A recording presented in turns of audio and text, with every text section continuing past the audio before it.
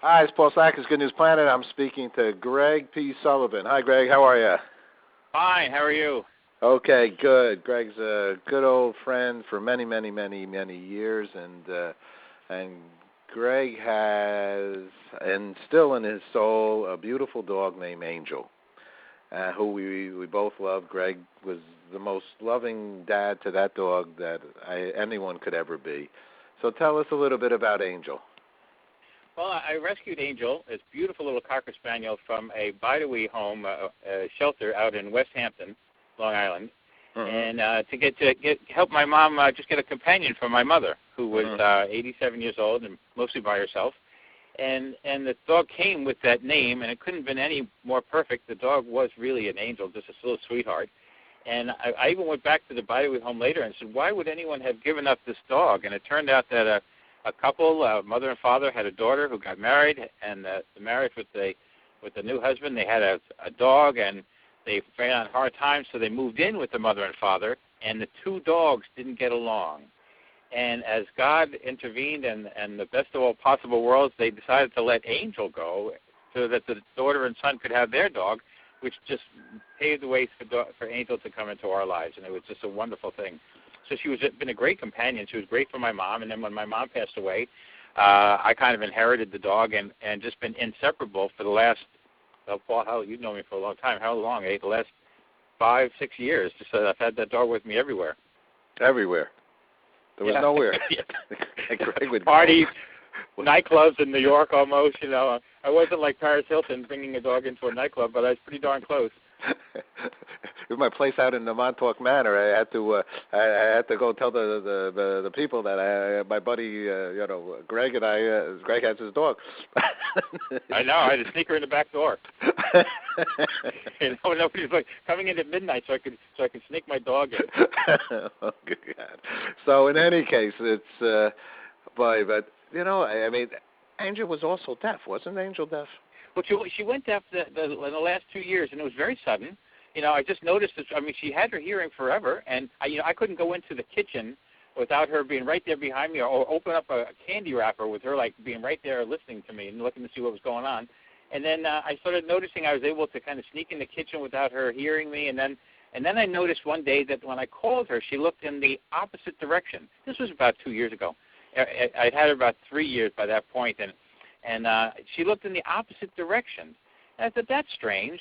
And then I clapped once and noticed she looked in the opposite direction. I said, well, that's pretty weird. Something's weird with her directional. And then really within a week or two later, gone. Took her to the vet. The vet said physically she looked fine, that she couldn't see anything wrong. So, of course, the joke became that it was just selective hearing, that she just didn't want to listen to me anymore. But no, she went deaf. It was a very strange thing, but it was nice for her. It was very peaceful. And so she lived in a very quiet world, and I think it added to this beautiful, gentle relationship that we had. I didn't have to hear me all the time. I don't recollect Angel barking either. From time to time, but very rarely. Very rarely. What a beautiful dog. What a beautiful thing. What a beautiful angel. Do you have your epitaph that you put together for her? That you'd love to read, or would you like me to read it? Or I'd love to share it. We're going to put it down in the print, but it'd be nicer if you could, if you have it near you. Something. Oh my God, I'm not. I didn't prepare you for that request. Yeah, I'm actually out at the beach, right where I'm burying Angel right now at the place on Todd Point. So then let me read it, because this is actually Reverend Paul Slatkus. I'm a pet and minister, and honored to be, and I will be happy to read that if that's okay. Please do. All righty.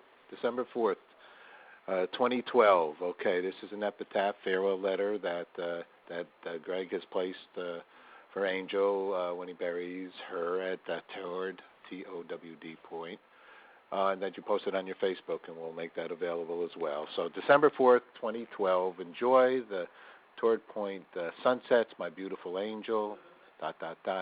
Enjoy your gait as you prance across the stars.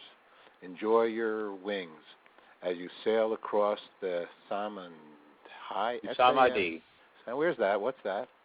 Samadhi is that place where it's a really kind of a Hindu term for when we transition. It's a place of transition from heaven into bliss, and they call it Samadhi.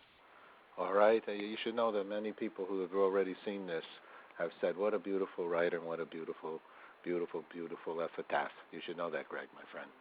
Enjoy the sounds you hear now that the noise is all forgotten. Enjoy the effortless breath of your new eternal life in the mystic, in the moonlight, by the ocean sands of time. Of all the world-class love affairs that have blessed my life across the years, none were quite so sweet, so gentle, so tender, nor so dear. We whispered words of love within our glances and throughout our joys in our moments spent together, clinging to one another's sides. So enjoy the serene, the sublime, the peace, the divine, for you are on your way to heaven now, to bliss and in my heart and soul forever. And my love for you and memories of our time together will never die. And then you have a beautiful picture of Angel that is so beautiful. Angel Sullivan, spring of 1997, hyphen, or that hyphen is very important because that's the life that we all live, through December 4th, 2012. Gregg, anything you'd like to share? Well, you know, it was lovely. I did see that people were responding very quickly to that. I was surprised. I mean, I just put up the picture, and suddenly people were pinging me back with saying, you know, how sending me their condolences and saying that they knew, you know, Angel, what a sweet dog it was. But I also, you know, it's funny how sometimes a song will just come into your head, and that the Mamas and Papas had that song, sweet dreams till sunbeams find you, sweet dreams that leave all cares far behind you, but in your dreams, whatever they may be, dream a little dream of me. And I just couldn't get it out of my head, so I kind of went and I got the lyrics offline, and I posted them on my Facebook pages too, because it just seemed to go well with, you know, the mood and the lovely song, Dream a Little Dream of Me by the Mamas and Papas. It's great if you know, for this kind of an event. It's a beautiful, beautiful, beautiful song, and you're a beautiful dude for many, many years. So last then question, Gregg, what's good news for you? Good news for me is that I've had this incredibly wonderful experience, and I'm putting a beautiful dog to rest, but with a happy kind of sadness, it's a joyful thing. It's certainly not a sorrow by any means.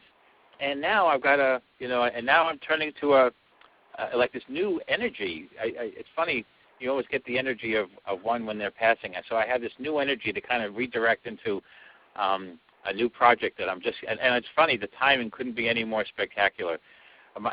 By the way, Paul, my mother, Angel echoed my mother. My mother had an event and then died almost to the day 5 years ago, and died in December. So Angel kind of echoed the same timetable as she did.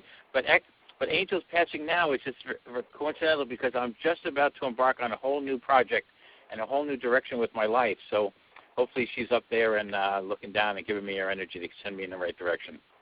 Beautiful. Gregg, thanks so much for sharing good news with us. Thank you, Paul. All right, my friend. Good talking to you. All righty. Bye-bye. All right.